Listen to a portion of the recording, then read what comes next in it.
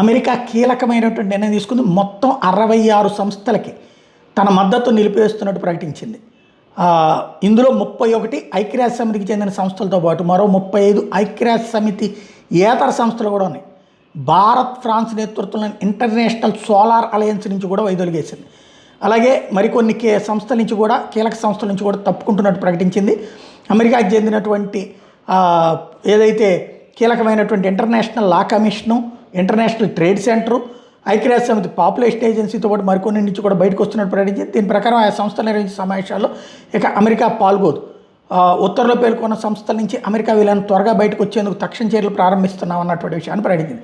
Main బొగ్గు వాళ్ళ యొక్క ఆధిపత్యం అక్కడ ప్రదర్శించారు. బొగ్గు గనులలోని ఇప్పటికి కూడా బొగ్గు విద్యుత్ అక్కడ నరేంద్ర మోడీ వచ్చి ఫ్రాన్స్తో కలిసి ప్రపంచ దేశాలన్నిటి సోలార్ అలయన్స్లోకి తెచ్చాడు.